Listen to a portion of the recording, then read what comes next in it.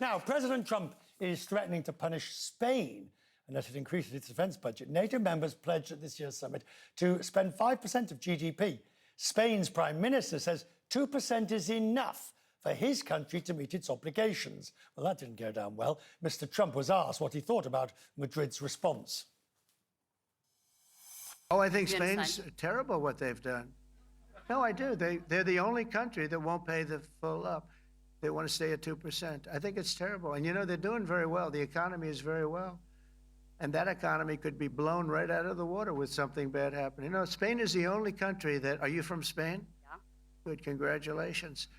You're the only country that is not paying. I don't know what the problem is. I think it's too bad. So we'll make it up. You know what we're going to do? We're negotiating with Spain on a trade deal. We're going to make them pay twice as much. I don't think I've ever heard a president put it quite so mafioso as being a nice country. Shame if something were to happen to it. Anyway, at the moment, no NATO country spends 5% on defence. Poland is the only one who comes close. It's over 4%, but then it is very close to Russia-Ukraine. Even the US falls short at 3.4%. Look at that chart. The ones in the red are below the original 2%, but they are heading in that direction. Likely to be there quite soon. Spain at the bottom of the list, only 1.3% of GDP on defence last year. They justify it in other ways. Lithuania is near the top, spending 2.85%. Gabrielius Landsbergis served as the country's foreign minister from 2020 to 2024. With me now from Vilnius. I assume, having read your various articles, you like this 5%, and you think it is the right thing to do, since at the moment you are highly critical of the naivete in many quarters of NATO over the threat from Russia. Yes, indeed. I think that at the core of a debate that we heard in NATO is a difference when it comes to the threat assessment. You mentioned yourself a country like Poland, which is already above 4%. My country is around 3%. Other Baltic states also 3%. And then you have 8 or 9 countries who are not reaching even 2%.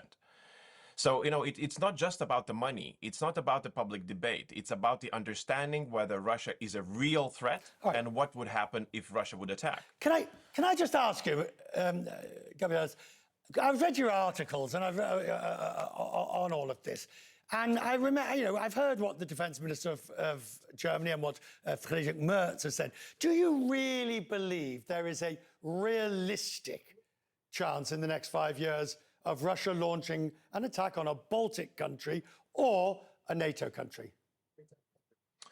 Well, look, the way that we are seeing the situation is that Putin, if he thinks that he can be victorious in Ukraine, that his imperial project of rebuilding either Soviet Empire or Russian Empire, whichever, is actually working and gaining speed, then yes, he can have a greater ambition that would go beyond Ukraine.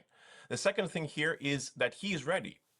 Just during the months that he had in this year, he was able to recruit, not mobilize, but recruit about 90,000 of people into his army. That means that they are volunteers that are being paid. They are not forced to go to the war. So that means that they believe that Russia can be victorious. So this is where Putin is currently. And we are talking about the plans for 10 years. That in 10 years, we're going to spend 3.5%. That in 10 years, we will be ready. So he can use this opportunity when we are not ready right now. And this is why it becomes so dangerous now. And this is why I agree with what German intelligence is saying. Yeah. Are you reassured tonight by what President Trump said in his seeming reaffirmation of Article 5? It is important. It is important that he said that because, just before he left for Hague, for Netherlands, he said something different. He said that there are different interpretations of Article 5, and that got many people worried, especially those who are so close to the war. But then when he amended it, when he reconfirmed the U.S. commitment to Article 5, I think that, okay, we are confused, but I hope that Putin is also confused about this. Right. And the confusion in this at this time, it might serve us quite well. That means that maybe he wouldn't try and test NATO. I'm grateful for your time tonight. Thank you. Good to talk to you. Thank you so much. Thank you so much.